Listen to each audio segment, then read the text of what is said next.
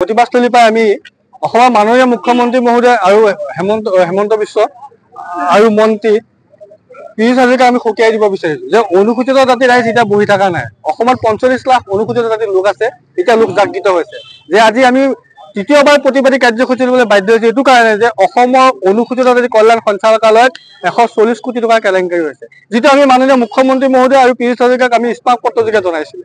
তেওঁলোকে একো বিহিত ব্যৱস্থা নোলোৱাৰ কাৰণ এইটোৱে হ'ল যে নুপুৰ চাহা, হেমন্ত বিশ্ব শৰ্মা আৰু পীযুষ হাজৰিকা তেওঁলোকৰ এটা সুসম্পৰ্ক আছে।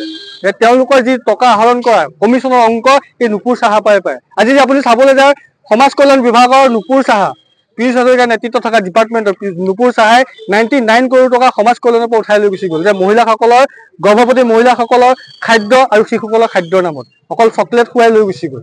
যে অসমৰ অনুসূচিত জাতিৰ লোকৰ উন্নয়নৰ বাবে এই অসম চৰকাৰে নিম্নমানৰ সামগ্ৰী প্ৰদান কৰিছে, যিটো অসাংবিধানিক।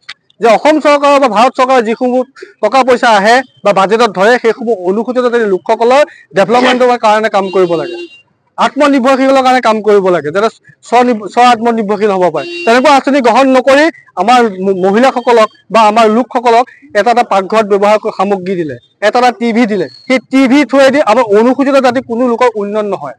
উন্নয়ন হৈছে যদি এই অফিচত বহি থকা কুলশ্ৰী নাথ সঞ্চালিকা, সুবৰ্ণ দেৱ আৰু লিটন মিত্ৰ, নুপুৰ চাহা আৰু পীযুষ হাজৰিকা মুখ্যমন্ত্ৰীহে লাভ হৈছে যে এই টকাটো গোটেই তেওঁলোকে গিলি দিব পাৰিছে। অকণমান বস্তু দি বাকী টকাটো তেওঁলোকে গোটেই গিলি দিব পাৰিছে। যে তাৰ বাবে অসমৰ মাননীয় মুখ্যমন্ত্ৰী মহোদয়ে পীযুষ হাজৰিকা তদন্ত নকৰাৰ ক্ষেত্ৰত এওঁলোকক আশ্বাস প্ৰদান কৰিছে অফিচত সেই 4জন ব্যক্তিক যে কোনো কাৰণে কোনো তদন্ত নহয়, কোনো ভয় কৰিব নালাগে, তোমালোকৰ কাম কৰি যোৱা।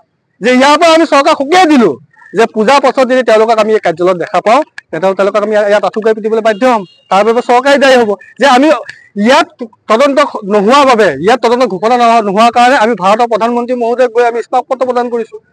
অনুসূচিত জাতি ৰাষ্ট্ৰীয় আয়োগক আমি স্মাৰক পত্ৰ প্ৰদান কৰিছো। তাৰপিছত তেওঁলোকে অসম চৰকাৰ আৰু প্ৰিন্সিপাল ছেক্ৰেটাৰীক তেওঁলোকে পত্ৰযোগে তদন্ত কৰিব দিলে যে 15 দিনৰ ভিতৰত তদন্ত কৰি সেইসমূহ ৰাজহুৱা কৰিব লাগে। অসম চৰকাৰে আজিলৈকে কৰিব পৰা নাই কিয়? অসম চৰকাৰৰ এটা বিভাগে ইয়াত থকা সুবৰ্ণ দেৰ মাটিৰ সম্পত্তি যি টেক্স ফাইল আছে সেইসমূহ বিচাৰিলে, আজিলৈকে কুলশ্ৰী নাথে দিব পৰা নাই কিয়? যে তেওঁলোকে সকলোৱে মিলি জুলি অনুসূচিত জাতিৰ নামত অহা টকাসমূহ তেওঁলোকে আত্মসাৎ কৰিছে, সেইকাৰণে ইজনে সিজনক ৰক্ষণাবেক্ষণ দিয়া লাগি আছে। গোটেই বিষয়টো যিহেতু আপোনালোকৰ মন্ত্ৰী পীযুষ হাজৰিকা আপোনালোকৰ এগৰাকী জনগোষ্ঠীৰ ব্যক্তি, অসমত 8জন অনুসূচিত জাতিৰ বিধায়ক আছে, তাতে মন্ত্ৰী আছে হা, যি দক্ষ মন্ত্ৰী বুলি কয়। তেওঁ বেলেগ ঠাইত দক্ষ হ'ব বা অনুসূচিত উন্নয়নৰ নামত তেওঁ সম্পূৰ্ণৰূপে অদক্ষ মন্ত্ৰী। যে অনুসূচিত জাতি উন্নয়নৰ কাৰণে কি আঁচনি তৈয়াৰ কৰিব লাগে তেওঁ একো নাজানে। তেওঁ এটাই জানে মই চিণ্ডিকেট চলাব লাগে, আগত চিণ্ডিকেট চলাই চিণ্ডিকেট মাষ্টাৰ বুলি চবেই জানে।